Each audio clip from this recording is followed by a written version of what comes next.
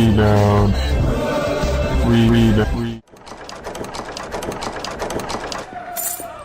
Lannister always pays his debts.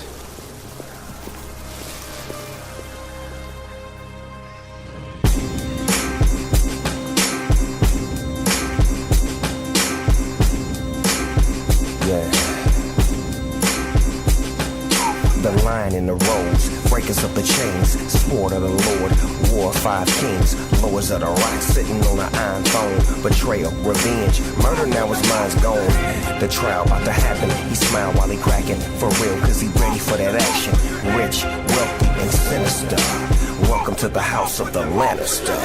Honor thy Lord, swing my sword, servant of war. We got the power, 7 kingdoms strong. Welcome to the house of the Lannisters. Honor thy Lord, swing my sword, servant of war. We got the power, 7 kingdoms strong. Welcome to the house of the Lannisters. Neil. Dumb-Trons. Well, it's your boy, Podnam, over here. Your boy Podnam, your boy Pod's bro.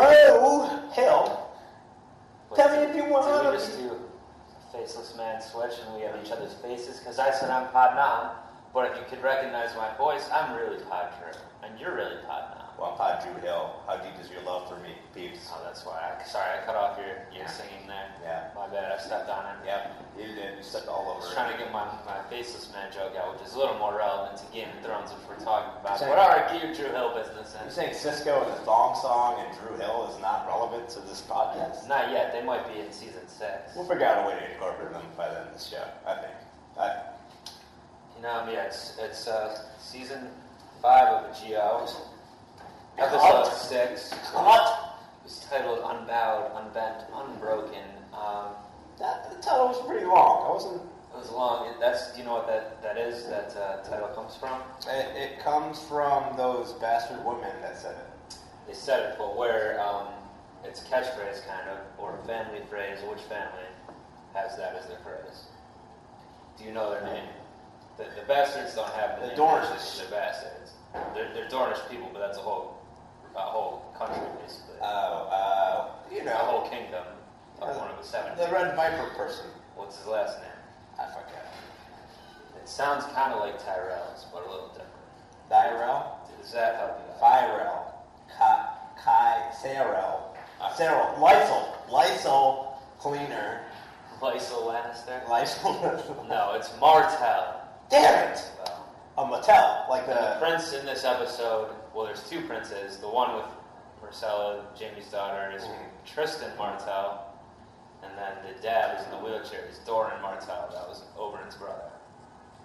So the episode is about the Martells, and if you can't tell, I'm more of the expert on Game of Thrones things, having read the books and all that. Not that we're going to spoil anything from that. It's different anyway now.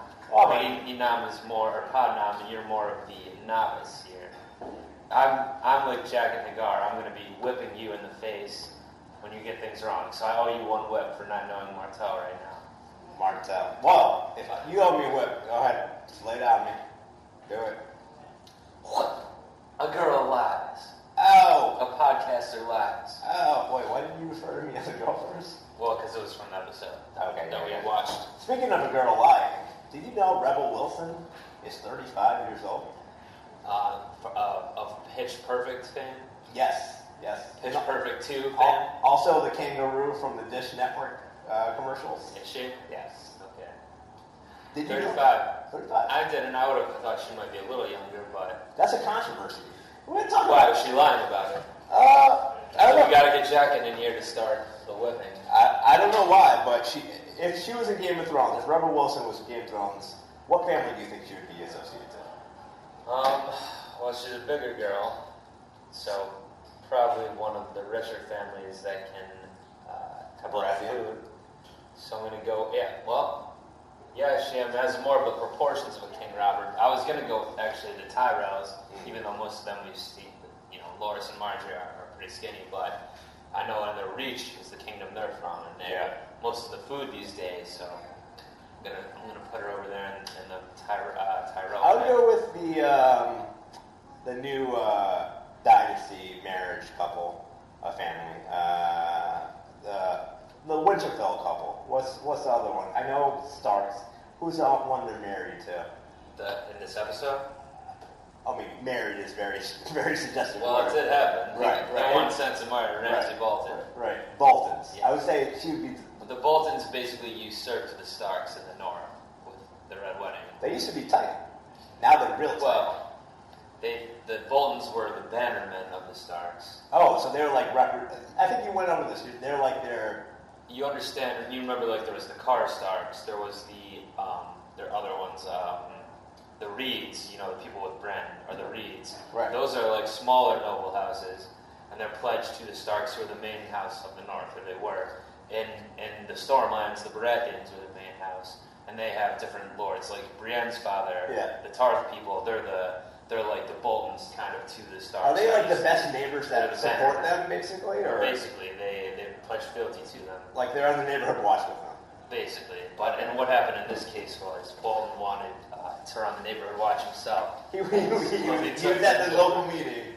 He wasn't a fan of the Starks running. So when they were patrolling the neighborhood, he stabbed him in the back and took over. More than that, he killed his son and future grandson. Well, that's the past. And actually, we're talking about the past, which is good, because in this episode I noticed, Unbowed Unbent Unbroken, it is pretty long to say, I particularly noticed that a lot of the characters are talking about events from the past. Did you notice that at all? Yeah. And a lot of different storylines. I would say I did. I did notice that. Just like I noticed strangers that are spectating us speaking right now. Yeah, I know. But the main thing I did notice We got some watchers up on the wall here. the wall, or maybe the door, or I don't know, whatever we describe it. But basically, I would say that most of these stories are going back to what I said a couple recaps ago, where I talked about how these talking about the past, we may have a flashback episode where eventually, like the whole episode.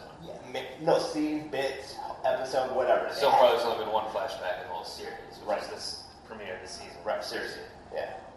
So we'll see if that happens. I'm a little skeptical they would use a whole episode for that, but it would be interesting, certainly. Maybe something hits the fan, like really bad, like a war of some sort that's coming. And Maybe they kill all the characters, so they have to do a flashback because there's no one left. The White Walkers just take over everything. Yeah. And they're like, we can't have a whole episode with just these guys ruling the icy Westeros, so let's flash them back. Speaking of Flash, did you see the Flash season finale? I not only did I not see the Flash season finale, I have not seen one solitary episode or a minute of that show. But what's up with that? Well, apparently it's gotten so popular that Forbes has money. We're talking about like royalty and stuff. They even wrote an article saying how brilliant it was. Do you think? Apparently, this season finale is all best season finales of season premieres. If that makes sense. It didn't make any sense to me. Meaning the first first season finale of premiere season. Sorry. Okay, that makes a little more sense. Yeah. So meaning the first year show. This season finale, everyone's been writing about it, saying like literally it was probably the best. What happened? I don't know. But you said Flash, and it got me thinking. Okay, so that's the only reason you're bringing this up. But can Game of Thrones top it? We know it's been writing about it. How good. Well, they have 4 more episodes this season, or 3 more to get to the season finale. Who knows how crazy it'll be? Could be crazy with some of the things that are getting set up right now. All right. Well, We should talk about some individual storylines from this episode. let's dig into it. Why don't we get to our girl Arya with her man Jack and his women? What is she up to in this one pod now? Well, Arya is trying to. Still in the house in black and white. She's still getting beat down. Why? For sure. Why does she hit her? Wait, who hits her? Someone hit Arya? Well, he's whipping her with the thing. Oh, my screen was like a little tainted. Well, first she's watching more bodies with the other girl, and she's like, let's play the game again. They call it the lying game. This girl tells her a whole story. I'm from Westeros like you. I was the daughter of a noble lord like you. She starts smiling. Arya, and she says, my mother-in-law tried to poison me to get her own daughter in a succession, so I have to face this man kill her for me. And Arya is smiling like, oh, this is what I'm trying to do. But then the girl is like, wait, was I just lying right now? What do you think? Was she lying? She was. I think she wasn't lying. I think she was embellishing the truth a lot. Maybe. Fibbing, maybe. I kind of think she was, and she was proving to Arya that she's a good liar. She may not be Westeros. She might be somewhere right. else. Yeah. Even though she does have that accent. But B, also, I think she was saying things Arya wanted to hear, because that's Arya wants the revenge tale like that. But that's not really what the purpose of this group is, it seems like. Yeah. And then Jacket's hitting her at night. Is his name Jacket again? Jack and Hagar. At least that's what he said his name was originally. Now he says his name's no one, but he looks like that guy at least. No one. So no one's hitting her. Nobody's hitting her. Yeah, no one's hitting her, and she's like telling a story, but she throws in a lot of true things, but then she puts in a lie, and he knows every time, and hits her when she lies. That's why he's hitting her. Mm-hmm. And the most interesting part of that was, she says, "I hated the hound," and he hits her, meaning she must not really have hated her. Right? I think he just wanted to get one more hit in. You think so? Yeah, I think. That could be it, but I was hoping she didn't really hate my boy, the hound. I didn't know you had that much love for the hound. Kenny, I love Sacco Games, isn't it? Or he was. He's dead. We don't know. I He mean, could still be alive. But he could be hanging out with Raisin Bran right now. Who knows? Do you think he made it somehow up to the tree? Mm-hmm. That would be pretty dope. If we check in next season on Hodor and Raisin Bran. Or he's a White Walker and now. Who knows? Yeah, one of the He's other. up there. Oh, that could be it too. I don't know how they would have got that far south where he is. But. So what happens later with Arya? She's in by herself in the main room, and who comes in? A dead. Oh no, a daughter and a son combo. No, a daughter and father combo. Yeah. So it was. I couldn't tell because my screen was also. I was watching it. It was a little dark. These It was very dark, and I happened to keep on changing the contrast and brightness to see detail. And I was like, "This So is." you weren't paying attention. No, I was paying attention, but it's hard to even see in that dark room. It's hard to even see if it's a father, a brother, a lover. You don't. Well, I said my daughter, so it was audio, not visual. No. I heard that part after, but initially, okay. you're looking at them, and you're trying to depict what kind of relationship, and then she finally said it, right? And then what? So he's like, the daughter's been sick forever. I just want it to end. What does Arya do? Kills her. Kills her. Well, she tells a lie to her first, so she is getting better at lying. She says she basically euthanizes her. I guess this is what they do here with this pool of water. People come in. That's why they're getting all these bodies.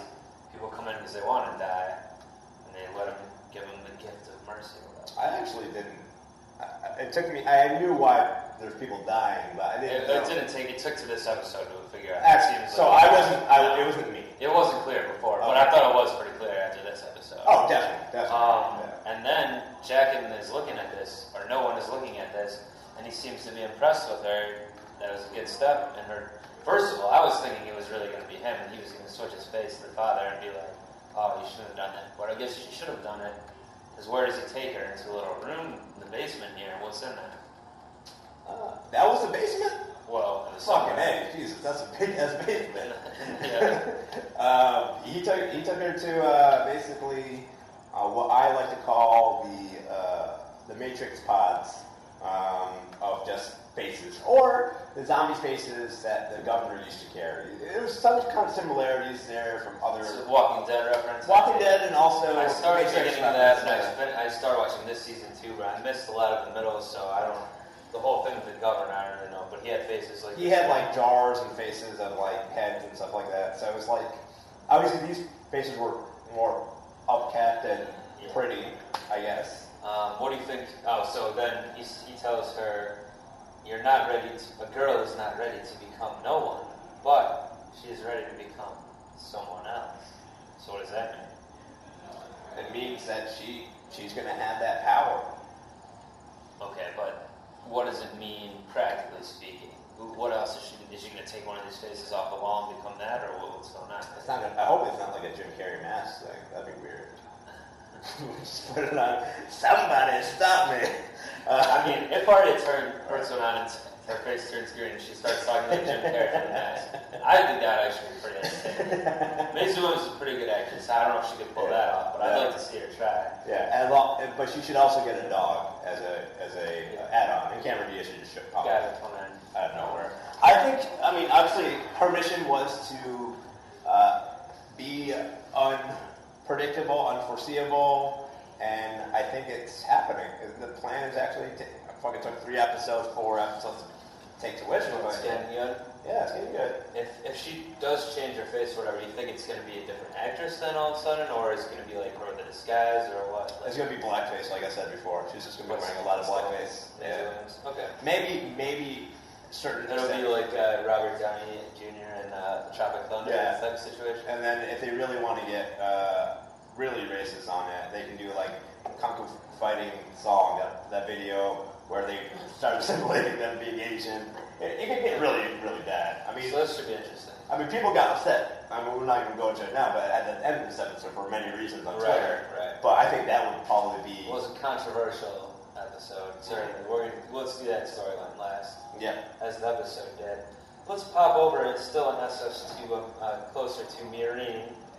I don't know. That's not where they are yet, but it's somewhere in the desert or wherever they are. Not the desert really, but somewhere by the water. Old Jorah and young Tyrion, not young, but Tyrion They're coming best buddies. they're starting to like each other more. Well, Tyrion, this is start where I was going into the history of the show. Tyrion has a little news for old Jorah. First of all, he tells him why he's there, which Jorah never asked him before, like, why are you in this random brothel in Volantis?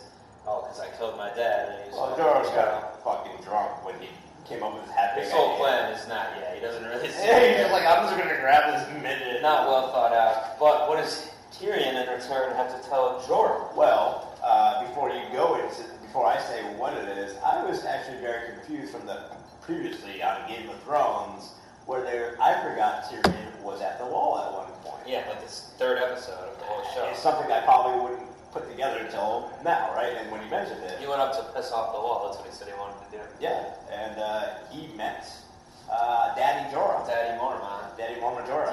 I'm sure you have no idea what his first name is. Maester.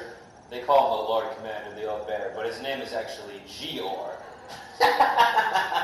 Gior Mormont. I think that's amusing, huh? I think Gior and Jorah. Jorah. Yeah, that's a good band name. What does he have to Tyrion tell him about Paul Gior? I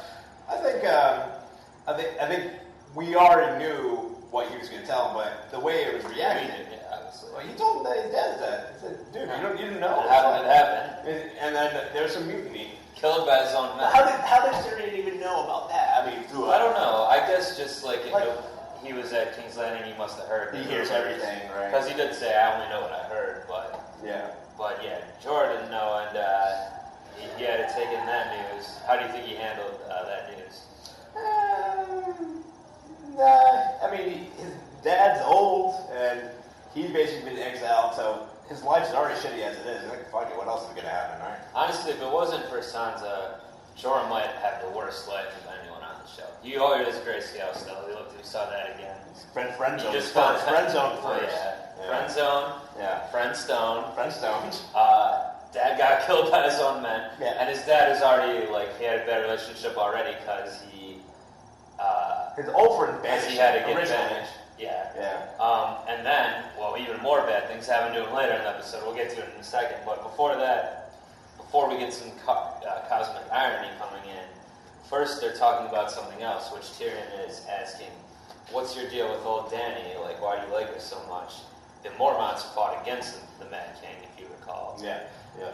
What's up? What's up with that? What does Jorah have to say? Why he does it? Jorah was like, hey, he doesn't man, just say because I'm in love with her, but he says what? Hey man, I used to be all about climate change, understanding science and weather, but then out of nowhere I saw some broad come out of some fire with some dragons, and that fucks with your head. That's basically what he said.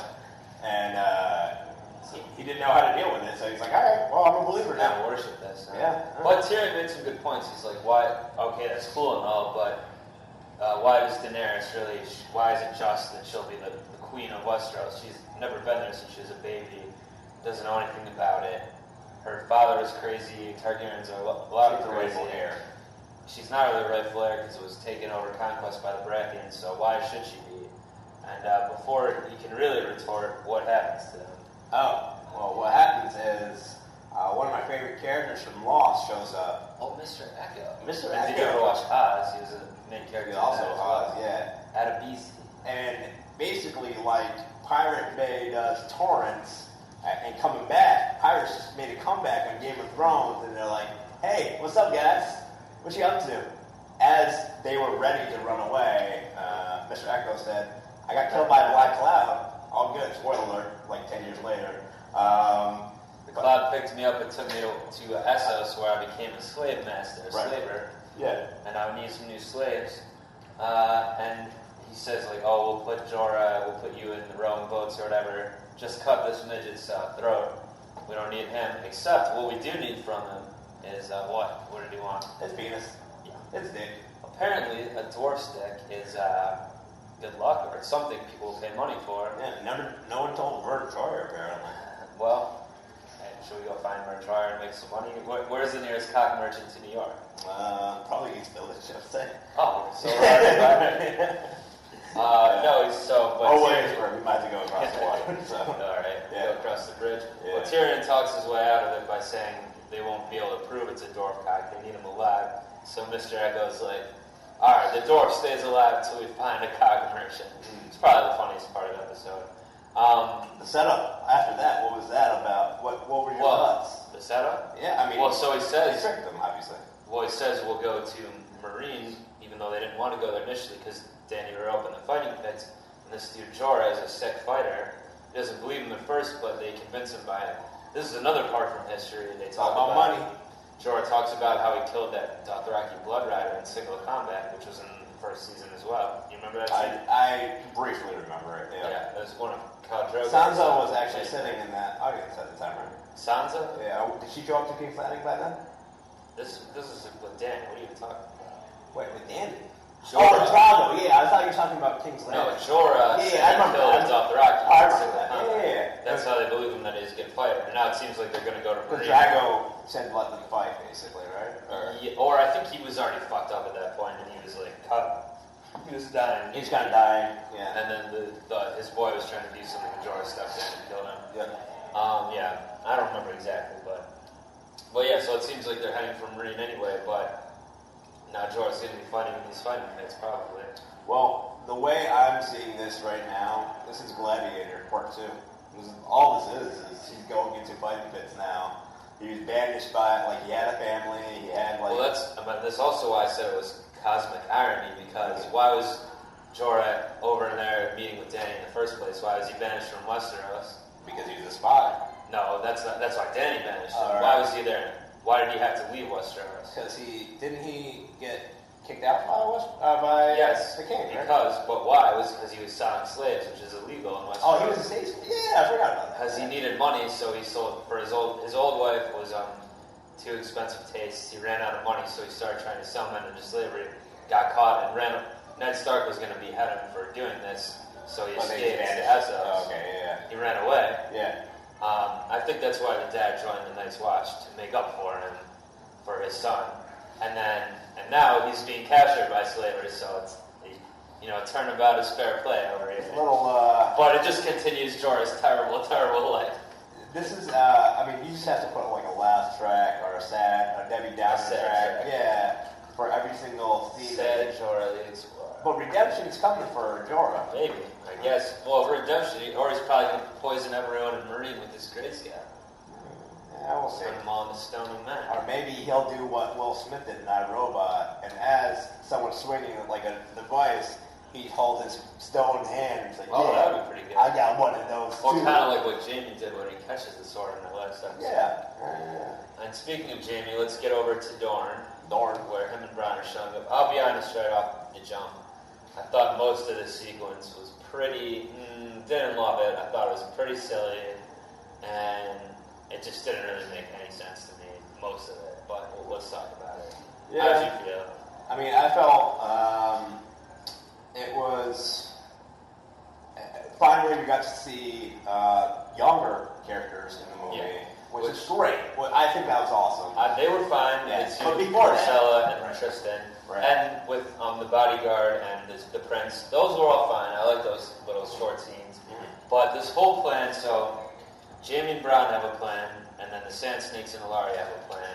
Both of the plans are fucking real stupid, and they coincidentally happen at the exact same time. What is odds? Which the dumbest part was so they're both Jamie and Bron, they're going to go take Marcella from the water gardens. Jamie has no plan other than this. He's like, I improvise. Okay, great. And then and they're dressed up like from the costumes of the people they stole, or the uniforms, whatever, they killed, I mean. And then the Sand Snakes want to go, I guess, kidnap or maybe kill Marcella. Why are they both doing it in the middle of the day, in the afternoon? Why wouldn't they wait till night to do this? Why would they do it right when they know Prince Doran is always up there watching? That's where he is when last time Larry saw him. Are these rhetorical questions, or are you actually asking me? I mean, literally, why? I mean, it was stupid. It's dumb. Yeah. The only thing I can think is they had is they wanted them to come together. That so coincidence, fine, suspended disbelief. But I guess it was like to film in this area. I guess it's in Spain. Maybe they could only film during the day for whatever Yeah, reason. on filming, probably. And then they get in this fight, which also looked pretty terrible. I thought, like, this is one of the worst fights in the show. I mean, I think that was on purpose, though. No one's supposed to. Bloodshed wasn't actually supposed to happen. I know they couldn't have anyone die, I guess. Right. Although Bron got cut, and I'm nervous now because I think that they probably had poison on that blade because that's what Oberyn always did, and it was his daughter that cut him with the blade. So a little worse than main man Bron. Nah, I don't think Bron. You don't think he's 86? He's done for? No, I mean they would have.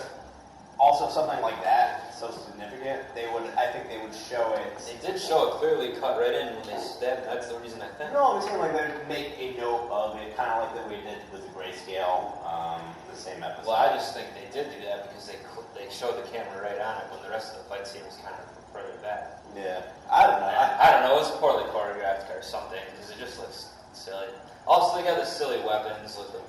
I just don't like the Sand Snakes so far very much. They're not really doing it for me. And then they the got, whip and the... What do you think of them going into that little another dark spot where they got Oberyn's... Alaria. Alaria. She got arrested quick. Yeah. And she was like, oh, my plan was Booey. I thought this terrible plan was going to work. Right. Damn it. Right. So what do you think is going to come of her? Well, I don't know. And I don't see this Doran guy doesn't seem like a guy to kill her. Maybe he will. I mean, those girls are his nieces. Right. They're not. He's going to spank them probably. Probably. Actually, put him over the wheelchair. As he's sitting down, yeah. I do like this bodyguard guy. That guy's pretty cool. Yeah. And he put the thing right up to Jamie's neck and was like, when you were whole, it would have been a good fight.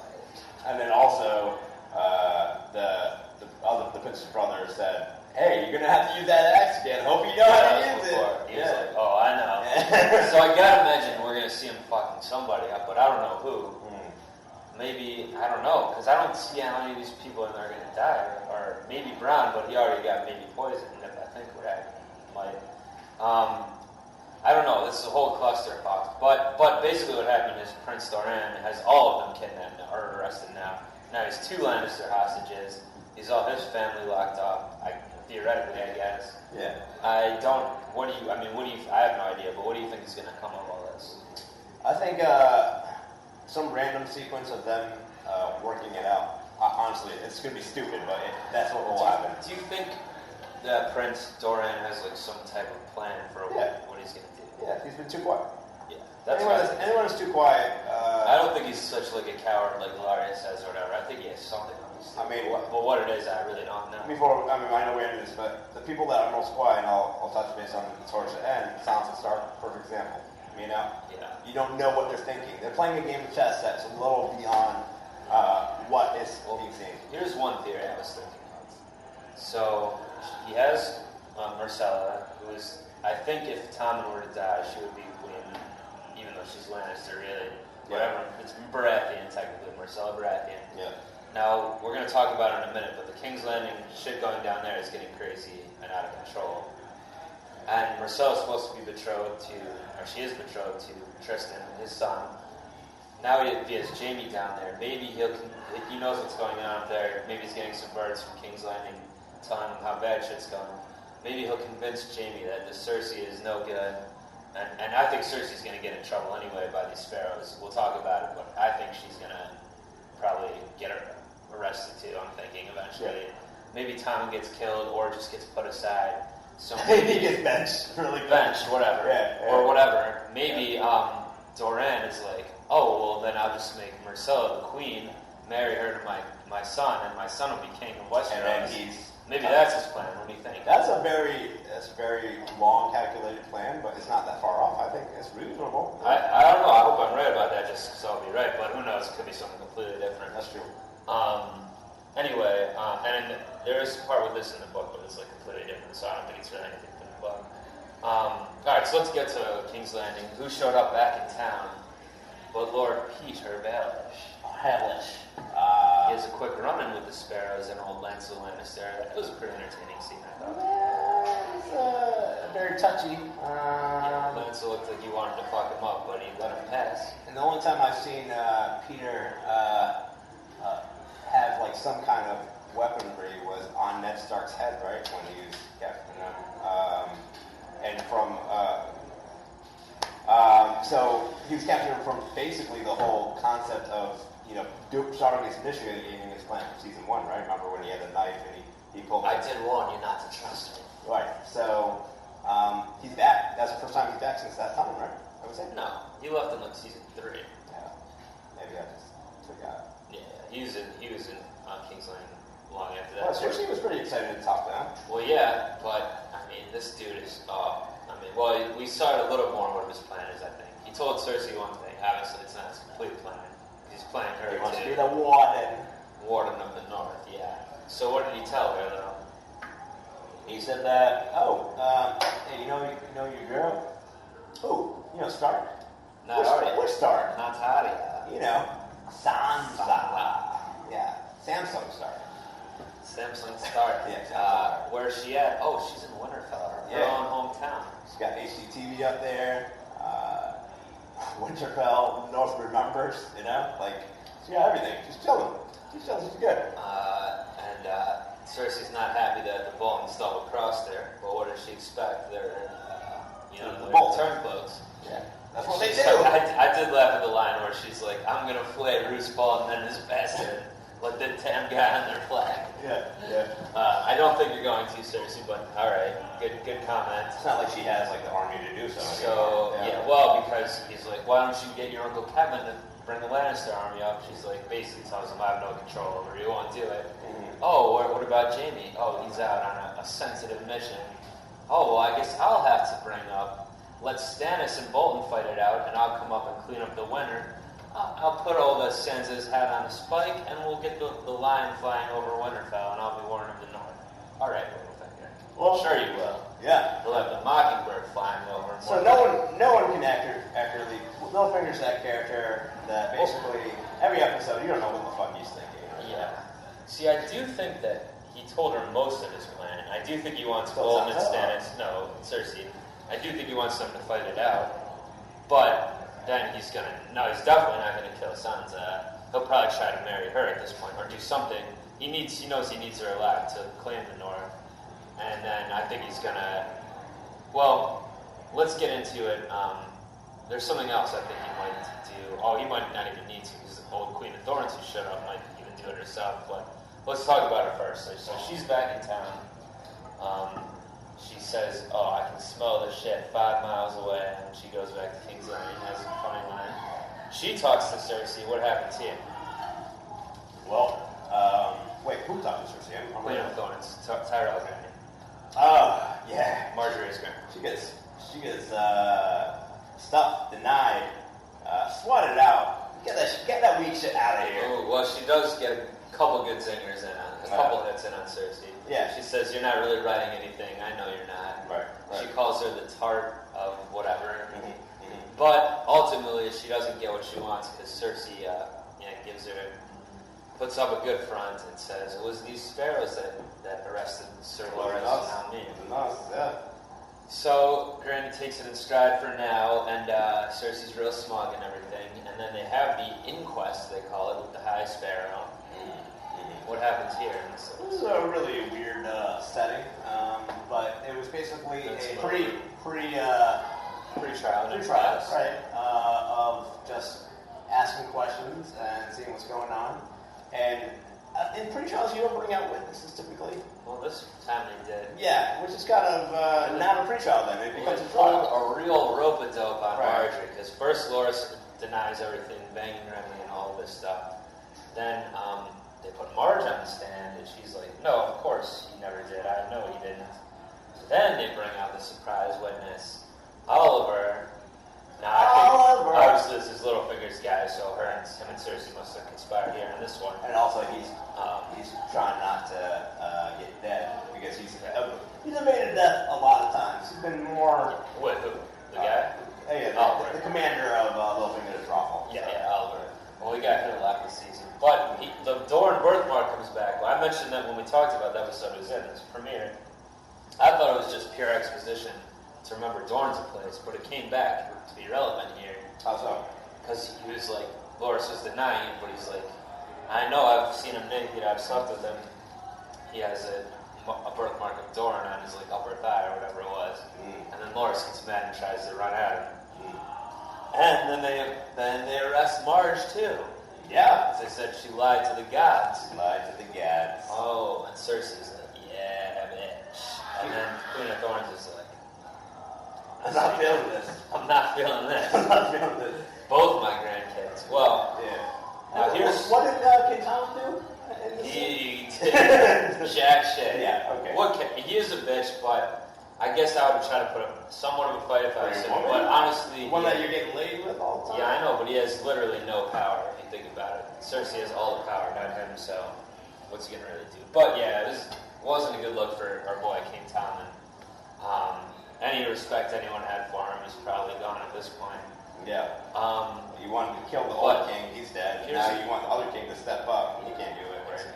So maybe Marcella should be clean. Maybe she'll be the best. Yeah. But we need to get rid of Cersei first for corrupting her kids, and I think it's going to happen nice. This is what I was alluding to before.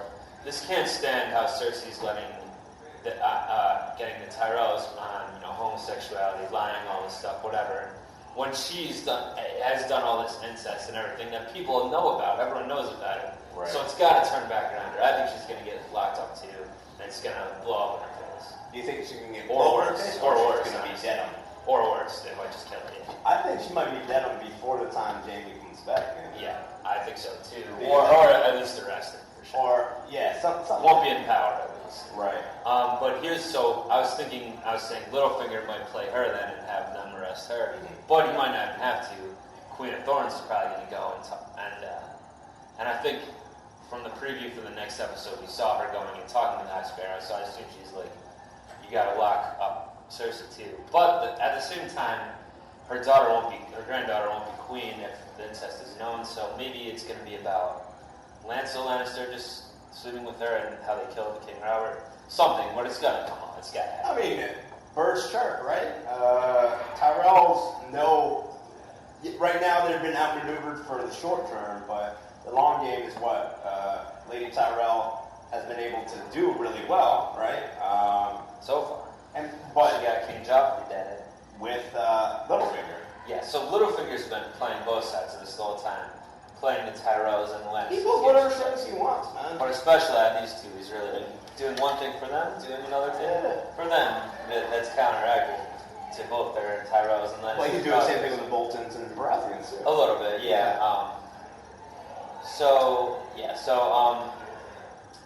I guess the difference is he hasn't really done anything with the Baratheons. Like, I don't think Stannis would ever trust him.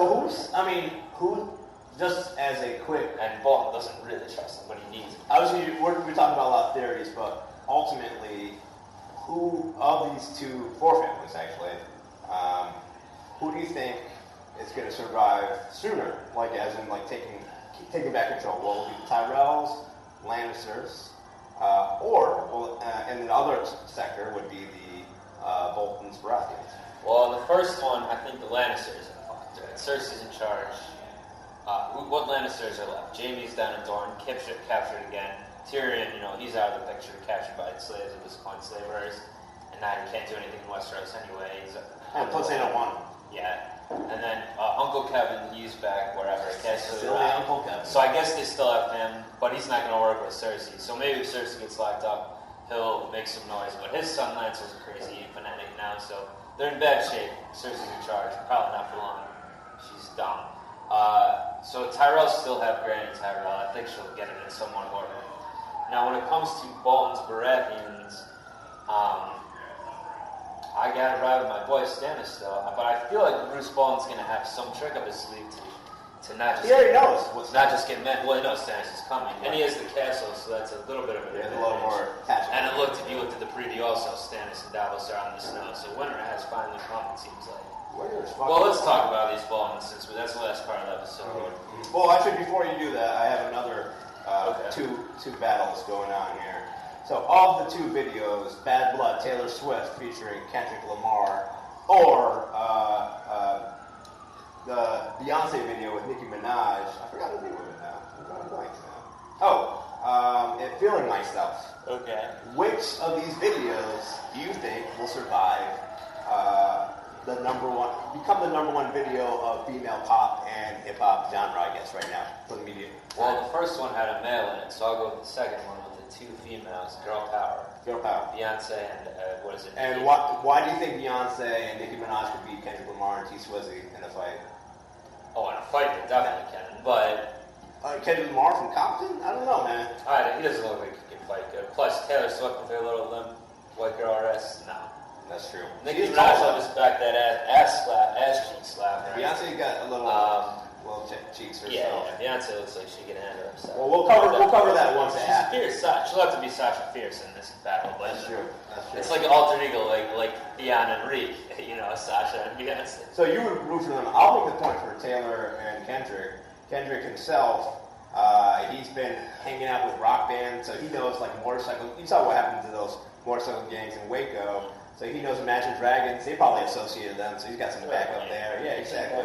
And T Swizzy's got all of Red America with her, no matter what, right? So all the hillbillies and I don't think Taylor Swift's big with the hillbillies and stuff. NRA. No, yeah, every little young girl from countryside will know who Taylor Swift is. Well, I just think every girl in general. Now, yeah, every girl in general. So everyone's dad, basically, kind of like the Baratheon's connection to her daughter, right? Like you root for that daughter because the daughter's awesome. And Shireen. Yeah, you do anything for that daughter because she may not look as good as Taylor Swift, right? But she's awesome. She's smart. She's intelligent. She's okay. So that's a why little tracking of what the point here, but the point is that I wanted to just put in a plug of go check out Kendrick Lamar's video with Taylor Swift. Okay, I like it. so you're right for that. Yeah. Can we talk about this distressing Winterfell situation? Because this was pretty hard. Distressing? I don't know if it was distressing. It was undressing and distressing. It was just. Well, first, Sansa undresses for the bathtub with this girl Miranda coming in, and Miranda is trying to mean girl her, but Sansa turns the tables right quick. What does Sansa say to her?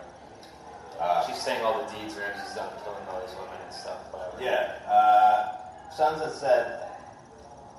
She basically said, "You think I'm a rookie?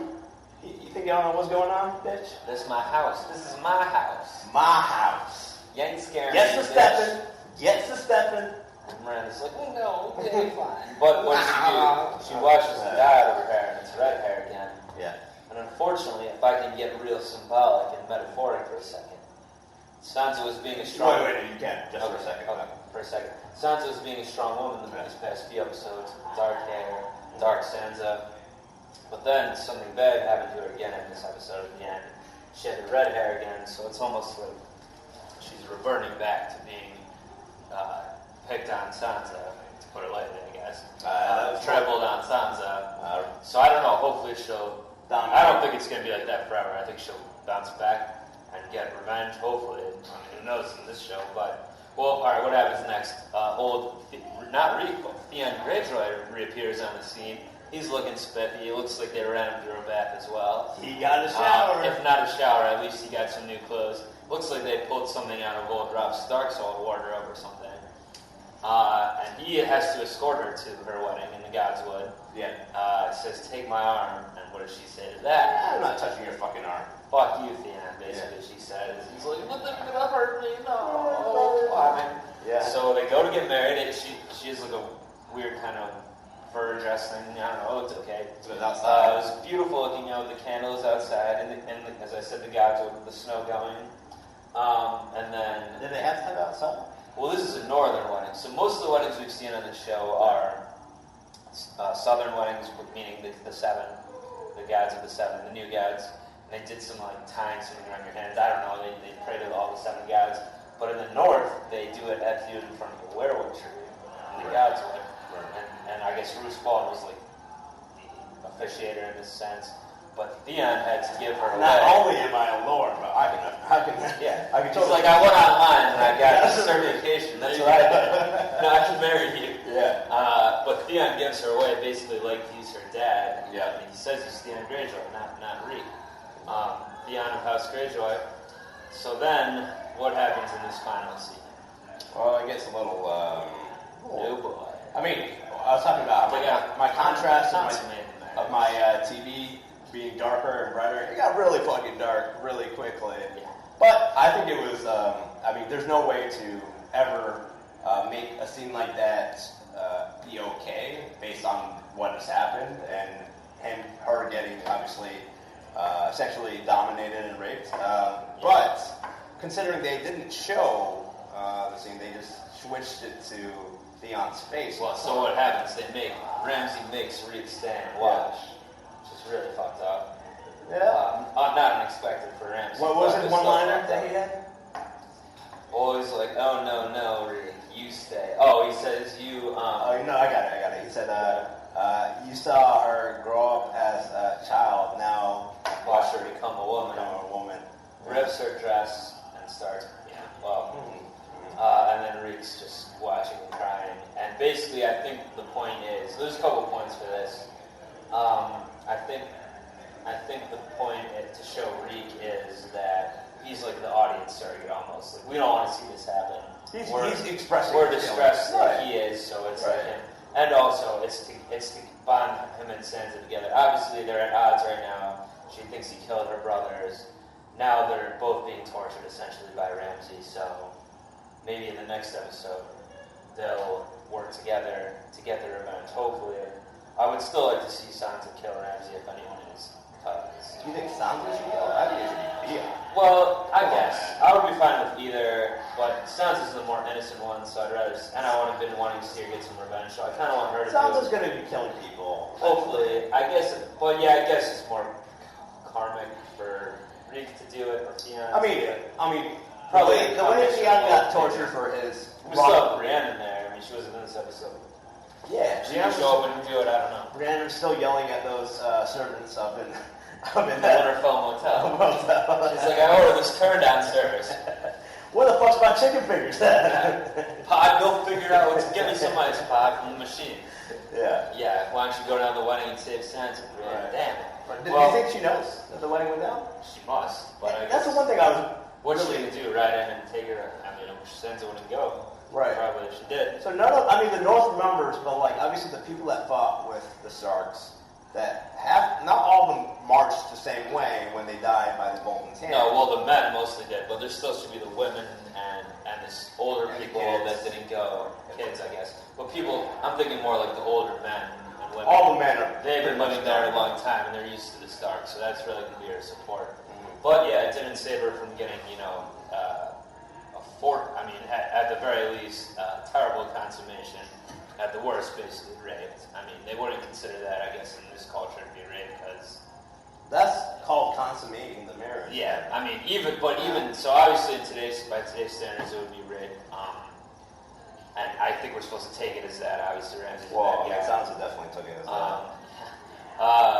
But I mean, probably even back in our real history, this probably happened to a lot of people. But the even more fucked up part that even people in this Game of Thrones society wouldn't be cool with is making Theon watch the whole thing. So yeah, it's messed up. And then that's how that episode ended. I love how the ultimate victim ended up being a guy who was just watching porn, live action porn. Alright, don't call it porny now. That's bad taste right now. I mean, Game of Thrones is porn to some people. Yeah. No, I did see one or two people saying they were mad that they showed the man because the girl getting raped, they should show her or whatever.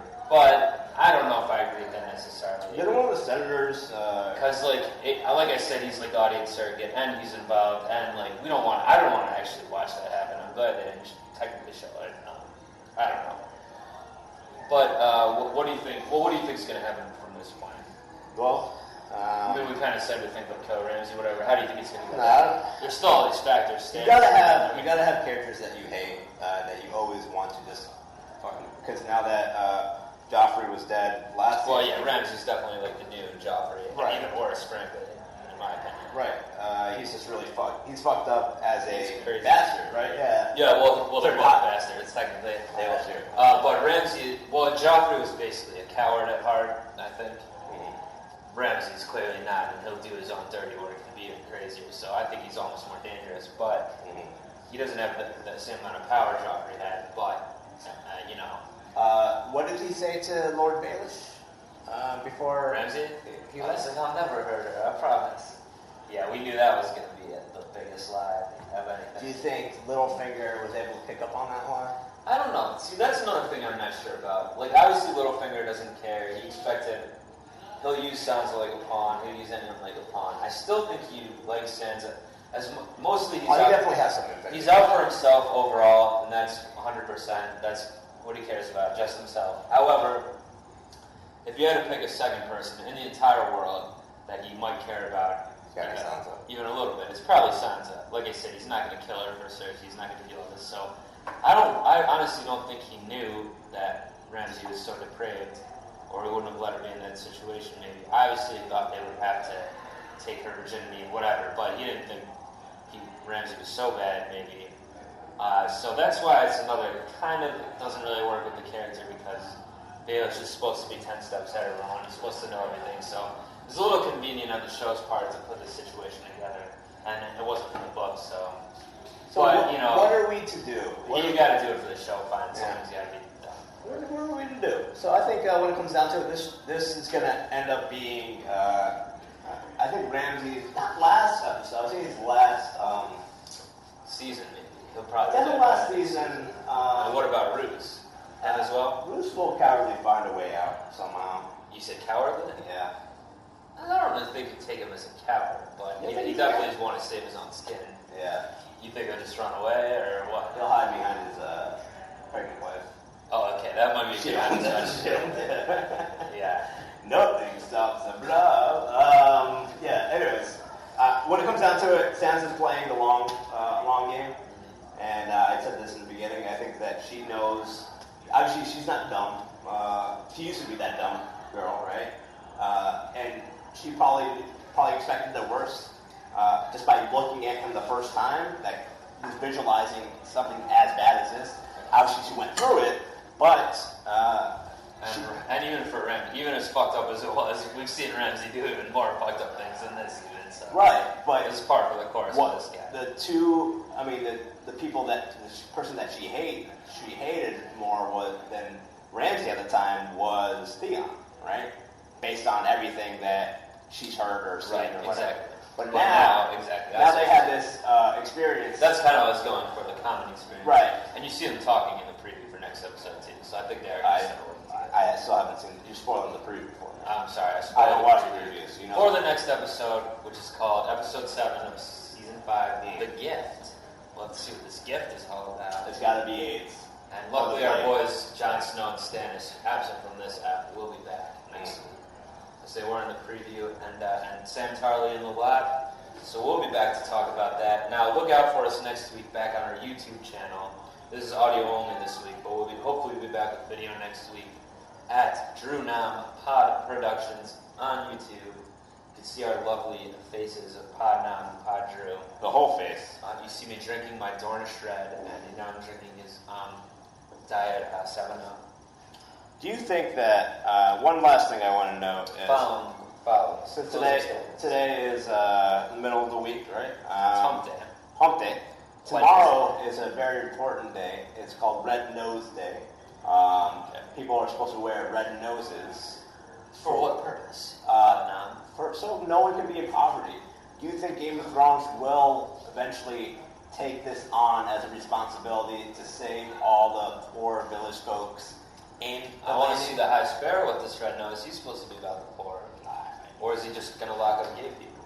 I think he's got a misdirection. He's got some things. Basically, I don't know if you call him a libertarian or. I don't think you call him that. You call him the other way. Socially Not progressive. Not I don't progressive. think. Yeah, not even fiscally. I don't know what you would I think he's a pure fanatic, a religious fanatic. Yeah. But he seems smart enough that I think he's going to make sure. You think he'll be goes funny down. enough to wear red nose and be a Patch Adams for these? I think he will because look, he's a modest man at least. He's not He's not not- like the old High Septon that was banging whores and being all rich clothes and everything. He wears bare feet and all. He gave shoes to the poor, so I think he'll be down with that at least. Yeah. There's one good thing we can say about him. Or maybe he could be just like some other, priests that enjoy giving to the community, but then saying that you should not be gay, but secretly maybe he is really into the guys. Yeah. And maybe they're all into each other. He's like, tell me a little slower what happened with Ren. Yeah, exactly. All right, so we're coming to that episode next week. Will be live FaceTime. Not live, but it will be a video. I mean, We'll do it live. It's gonna Fucking not do it gonna live. stream live. and also, this is actually going to be the first time, if you guys are listening to this, this will be the first time you're listening to on the Brooklyn Rebound. This is the first history being made right now. First non-Brooklyn Rebound episode. Yeah, so back and listen to all our other Brooklyn Rebound episodes. If you like sports and comedy, specifically basketball, and maybe even the Brooklyn. What other teams? Yeah, we throw in some stuff there. I mean, we talked about on the last Brooklyn Rebound episode, which we released today. We talked about which rapper will end up being the champion associated to what city? The cities left in the NBA playoffs, of which are 4. And what was the 4 rappers we had? We had Bone Thugs and Harmony out of Cleveland. They're playing the Atlanta Hawks, so we brought up 2 2 Chainz. Chainz for them. Yeah. We had Slim Dog out of Houston representing the Dog. Rockets versus E40 Ooh! out of the Bay Area. Tell me for what the it Golden is. State Warriors. And that's so. Please download, listen to that episode, and we'll be back for another Brooklyn Rebound and more Game of Thrones talk next time. Valor, the Harris. Kneel before your king. Kneel! He run this town, king with the crown. Go against Joffrey and he cut your ass down. So sick, but it's like shit. Debt payers pay your dues or you will get dealt with.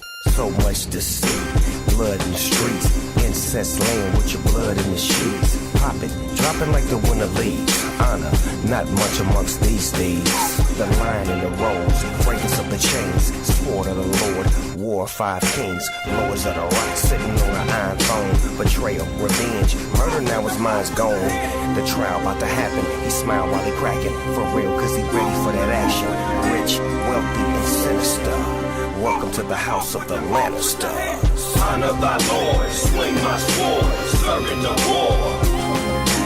We got the power, 7 kingdoms strong. Welcome to the house of the Lannisters. Honor thy Lord, swing my sword, servant of war. We got the power, 7 kingdoms strong. Honor thy Lord, swing my sword, servant of war.